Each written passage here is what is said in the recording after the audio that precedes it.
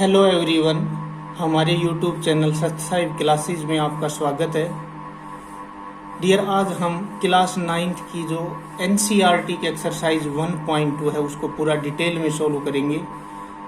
और यदि इससे पहले जो एक्सरसाइज 1.1 हमने डाली हुई है और 1.1 एक्सरसाइज से पहले कुछ बेसिक कंसेप्ट दिया हुआ है, यदि आपने वो नहीं देखा है तो पहले आप उनको देखिए और उसके बाद इस एक्सरसाइज को देखिए, तो ये आपके बहुत ही अच्छे से समझ में आएगी। क्योंकि ये सभी जो एक्सरसाइज हैं आगे जब हम चलते रहेंगे तो इनका जो भी मैटर है वो एक दूसरे से जो रिलेटेड है तो वो आप अच्छे से समझ पाएंगे।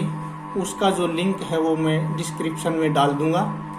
अब देखिए, हम आज एक्सरसाइज शुरू करते हैं 1.2। इसका फर्स्ट क्वेश्चन है, state whether the following statement are true or false, justify your answer।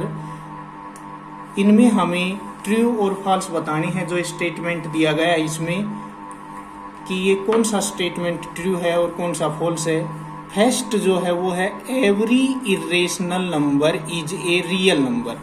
अब इसमें कहा कि एवरी इरेशनल यानी प्रत्येक अप्रिमी संख्या है वो एक वास्तविक संख्या होती है। तो हमने जब इसकी टेबल स्टडी की थी तब हमने इनमें डिटेल से पढ़ा था कि सभी नंबर सिस्टम के बारे में। तो उसमें था कि एवरी जैसे जो रियल नंबर थे उन्हीं से ये रेशनल और इरेशनल नंबर निकली हुई हैं। रेशनल और इरेशनल नंबर को यदि हम कंबाइन कर दें तो उनको हम क्या कहते हैं, रियल नंबर कहते हैं। तो ये ट्रू स्टेटमेंट है। We know that real number is either rational, we know that real number is either rational और irrational। हम जानते हैं कि जो रियल नंबर हैं या तो वो रेशनल होती हैं या तो इरेशनल होती हैं। तो जो प्रत्येक इरेशनल नंबर होगी वो रियल नंबर होगी ही होगी और रेशनल होगी वो भी रियल होगी। So we can say that irrational number is a real number. तो इसलिए जो इरेशनल नंबर होती हैं वो क्या होती हैं, रियल नंबर होती ही होती हैं। तो ये स्टेटमेंट फर्स्ट है वो हमारा ट्रू है। और यदि फिर भी आपके कोई कंसेप्ट क्लियर ना हो तो आप जब वो 2 वीडियोस देखेंगे, फर्स्ट 1.1 एक्सरसाइज की और इससे पहले जो बेसिक कंसेप्ट है, तो उसमें ये अच्छे से आपके क्लियर हो जाएंगी। एवरी सेकंड है next, every point on the number line is of the form under root m where m is a natural number। इसका मतलब ये हुआ कि every point on the number line, क्योंकि नंबर लाइन पे हम रियल नंबर्स जो होती हैं, rational, irrational, integer, whole number, natural, ये सभी रियल नंबर्स में आते हैं। तो इनको हम नंबर लाइन पे रिप्रेजेंट कर सकते हैं। तो ये स्टेटमेंट ये कह रहा है कि every point on the number line, number line पे जैसे मान लो कोई आपके पास नंबर लाइन है और उस पे आप कोई भी पॉइंट लेते हैं तो वो अंडर रूट एम, ये अंडर रूट एम की फॉर्म का ही होता है। Every point on the number line is of the form under root M where M is a natural number. तो यहाँ एम में आप 1 रखेंगे, 2 रखेंगे, 3 रखेंगे, 4, 5 एनी नंबर आप रखेंगे तो उनको आप शो कर सकते हैं, नंबर लाइन पे आप दिखा सकते हैं जब आप इनमें नेचुरल नंबर रखेंगे। क्योंकि नेगेटिव नंबर इनमें हमें रखने नहीं, लेकिन इसने नेचुरल की कहा हमें। तो नेचुरल नंबर यदि हम इसमें कुछ भी रखेंगे तो उनको हम रिप्रेजेंट कर सकते हैं। तो ये भी स्टेटमेंट क्या होगा, ट्रू। क्यों होगा true? We know that real numbers can be represented on the number line। क्योंकि इसमें जितने भी नंबर आएंगे वो रेशनल आए या इरेशनल आए वो रियल नंबर होंगे और रियल नंबर को हम क्या कर सकते हैं, रिप्रेजेंट कर सकते हैं नंबर लाइन पे। नेक्स्ट जो क्वेश्चन है हमारा 3 पार्ट है इसका, every real number is an irrational number. ये कह रहा है कि प्रत्येक जो रियल नंबर है वो इरेशनल नंबर होते हैं। तो इसको आप समझिए, ये कंडीशन है, ये फॉल्स है। क्योंकि ये जरूरी नहीं है कि जो प्रत्येक रियल नंबर हो, जो प्रत्येक रियल नंबर हो वो इरेशनल हो। क्योंकि रियल नंबर में रेशनल और इरेशनल दोनों टाइप के नंबर होते हैं। जैसे हमने इसके फर्स्ट पार्ट में ही पढ़ा है कि या तो वो आइदर रेशनल और इरेशनल, या तो वो रेशनल होंगे या फिर इरेशनल होंगे। तो इसमें ऐसा नहीं चलेगा कि वो केवल इरेशनल हो यानी वो रेशनल भी होते हैं और इरेशनल भी होते हैं। तो ये स्टेटमेंट है, ये है फॉल्स स्टेटमेंट है। We know that rational number and irrational number are real number. ये दोनों प्रकार के नंबर हैं, इन्हीं को हम रियल नंबर कहते हैं। अब जैसे एग्जांपल में -2 है, 5/2 है, 4/5 है। ये नंबर इरेशनल नंबर नहीं है, ये रेशनल नंबर हैं, लेकिन ये भी क्या है, रियल नंबर हैं। अब हम सेकंड क्वेश्चन देखते हैं। Are the square roots of all positive integers irrational? If not, give an example of the square root of a number that is a rational number. Dear, ये जो question है ये इतने कठिन नहीं है, इन क्वेश्चन को समझना बहुत जरूरी है। पहले यदि क्वेश्चन हमने अच्छे से समझा तो उसका कंसेप्ट क्लियर हो जाता है, हमें खुद समझ में आ जाता है। और यदि क्वेश्चन नहीं समझ पाते तो फिर उसका आंसर हमें रट के याद रखना पड़ता है। Are the square root of all positive integer irrational.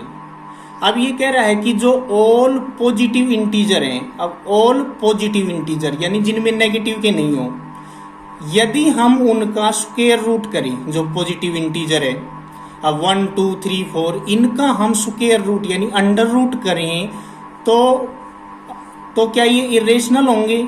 If not, यदि ऐसा नहीं है, गिव एन एग्जाम्पल, तो आप एक उदाहरण दें, of the square root of a number that is rational number, कि कोई जिसका हम स्क्वायर रूट करें तो वो नंबर क्या हो, एक रेशनल नंबर हो। तो इसमें आप मैनी एग्जाम्पल दे सकते हैं। अब जैसे हमने इसमें लिया ये इट इज नॉट करेक्ट, यानी ये जरूरी नहीं है कि प्रत्येक नंबर इरेशनल ही हो, वो पॉजिटिव इंटीजर हो। हमने पॉजिटिव इंटीजर लिया 25, उसका हमने क्या किया, स्क्वायर रूट किया, अंडर रूट किया। हमें क्या फाइंड आउट हो रहा है, 5। अब 5 हमारे पास क्या है, रेशनल। इसको हमने स्क्वायर रूट में लिया था 25 को, लेकिन इसकी वैल्यू 5 आ गई, तो ये 5 क्या है, रेशनल। तो ये जरूरी नहीं कि ये हमेशा क्या हो, इरेशनल हो। लेकिन यदि हम यहाँ पे लेते 2 और उसका हम करते स्क्वायर रूट, अंडर रूट, तो फिर ये क्या होता, इरेशनल होता। ये क्या है, रेशनल नंबर है। तो इसलिए डियर ये आपको ध्यान रखना है कि आप इसमें कोई और भी नंबर ले सकते हैं, कोई जरूरी नहीं आप 25 ही लें। जैसे 4 उसका स्क्वायर रूट 2 हो जाएगा, आप 81 लेंगे उसका स्क्वायर रूट 9 हो जाएगा, 16 लेंगे उसका 4 हो जाएगा। और ये सभी रेशनल नंबर होंगे क्योंकि इनको हम P/Q की फॉर्म में लिख सकते हैं। इरेशनल के बारे में हम आगे स्टडी करेंगे अच्छे से। अब जो नेक्स्ट क्वेश्चन है वो देखिए, इस एक्सरसाइज का हमारा लास्ट क्वेश्चन है, show how √5 can be represented on number line. अब ये कह रहा है कि जो √5 है इसको हमें रिप्रेजेंट करना है नंबर लाइन पे। अब देखिए इसको हम कैसे लिखते हैं। हमारे पास है बाय पाइथागोरस थ्योरम, इसको पहले यहां से समझिए आप। पाइथागोरस थ्योरम क्या होती है, h का square is equal to b का स्क्वायर प्लस p का स्क्वायर। यानी कोई भी हमारी राइट एंगल ट्राइंगल होती है जिसमें वन एंगल है वो 90 डिग्री का होता है, तो इसके अंदर जो ये राइट एंगल ट्राइंगल होती है इसके अंदर एक हमारे पास बेस होता है, परपेंडिकुलर होता है और हाइपोटेन्यूस होता है। अब ये जो हाइपोटेन्यूस होता है उसका हम स्क्वायर करते हैं, वो किसके इक्वल होता है, बेस का स्क्वायर प्लस परपेंडिकुलर का स्क्वायर। तो इसी तरह से जो √5 हमें दिया हुआ है उसके हम इसके अकॉर्डिंग इसके फैक्टर करते हैं। जैसे h का square is equal to b का स्क्वायर प्लस p का स्क्वायर, तो ये हो जाएगा √b का स्क्वायर। यहाँ से जब हम ये स्क्वायर रूट है इसको हटाएंगे, ये सॉरी स्क्वायर को यदि हम यहाँ से हटाएंगे तो यहाँ पे अंडर रूट स्क्वायर रूट आ जाएगा, तो ये हो जाएगा b का स्क्वायर प्लस p का स्क्वायर। तो b है ये 2 अब इनका हमने इसके अकॉर्डिंग फैक्टर किया है। इसको आप समझिए क्वेश्चन को अच्छे से। हमारे पास √5 था, तो हमें ये देखना है कि √5 को हम कैसे फैक्टर कर सकते हैं। तो ये है 2 का स्क्वायर, 2 का स्क्वायर हो जाएगा 4 और 1 का स्क्वायर। अब 2 का स्क्वायर यहाँ पे 4 और 1 का स्क्वायर 1, तो 4 + 1 यानी वही √5 आ गया हमारे पास। तो ये समझा क्या हमने कि इसके फैक्टर कैसे किए हमने। इसी तरह से हमने इसके फैक्टर किए कि 2 का स्क्वायर और 1 का स्क्वायर, यानी ये 4 और 1 हमारे पास √5 आ जाए। अब यदि हम इसको ध्यान से देखें समझे, तो ये जो 2 है ये हमारे पास बेस है और ये परपेंडिकुलर है 1, तो ये 2 साइड हमारे पास आ गई, यानी एक इधर ये बेस और ये परपेंडिकुलर। ऐसे हम इनको समझ सकते हैं। अब देखिए इनको नंबर लाइन पे हमने कैसे दिखाया। आप एक नंबर लाइन ड्रा कीजिए ऐसे। यहाँ पे हमने 0 पॉइंट लिया, -1 -2, 1-2 पॉइंट ऐसे ले लेंगे और इक्वल इक्वल।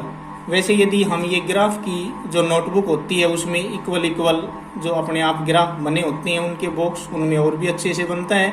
आप इसको वैसे भी बना सकते हैं इक्वल। जैसे ये हमने ले ली 1 सेंटीमीटर डिस्टेंस और 1 सेंटीमीटर ये ले ली, तो ये अगर यूनिट के अकॉर्डिंग ले तो ये इनको हम 2 यूनिट बोल सकते हैं, 1 2 और 3 ऐसे इक्वल साइन लगा लिए। ऐसे ही इसमें ऊपर बने होते हैं, जैसे 1 यूनिट डिस्टेंस ये हो गई। अब हमने इसी का बनाया है केवल √5 का, तो हमें पता है कि हमें बेस चाहिए 2 और ये चाहिए ऊपर ये जो डिस्टेंस है परपेंडिकुलर वाली ये चाहिए हमें 1 यूनिट। तो देखिए हमने यहाँ पे 1 और 2 ये 2 यूनिट डिस्टेंस इसमें ले ली, 1 और 2 यूनिट डिस्टेंस, और 1 यूनिट डिस्टेंस ये ले ली। ये यहाँ पे रहेगा 90 डिग्री, परपेंडिकुलर रहेगा 90 डिग्री का। 1 यूनिट हमने ये डिस्टेंस ले ली। तो इस बेस का हमने क्या किया, स्क्वायर, इसका स्क्वायर किया, ऊपर इसके क्या लगाया, स्क्वायर रूट। तो हमें क्या मिल रहा है, √5। तो ये 2 यूनिट और ये 1 यूनिट। अब इसको हम यहाँ से स्केल से with the help of a scale इसको ज्वाइन कर देंगे, यहाँ से मिला देंगे। तो अब यदि हमको कहें कि ये है OAB, ये आपकी जो ट्राइंगल बनी ये है एक राइट एंगल ट्राइंगल, इसमें ये बेस है, ये परपेंडिकुलर, ये हाइपोटेन्यूस है। ये जो OB डिस्टेंस है, ये OB डिस्टेंस आपकी ये हो गई √5। अभी √5 हम खुद प्रूव कर लिया, हमने देख लिया अच्छे से कि 2 यूनिट ये और 1 यूनिट ये, इसका स्क्वायर 4 और 1 का स्क्वायर 1, 4 और 1 5 और उसके ऊपर क्या लग गया, ये स्क्वायर रूट। तो हमारी ये जो OB डिस्टेंस है ये क्या हो गई, √5।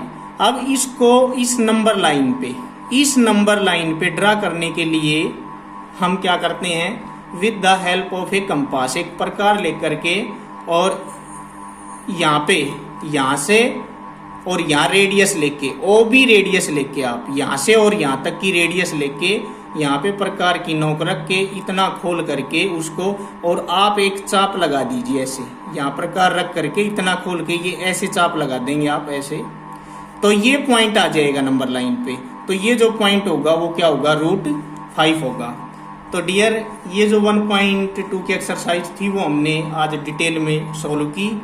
आज के लिए इतना ही, और यदि हमारी वीडियो आपको पसंद आती है तो आप चैनल को सब्सक्राइब करें, वीडियो को लाइक करें, दोस्तों में शेयर करें, और थैंक्स डियर।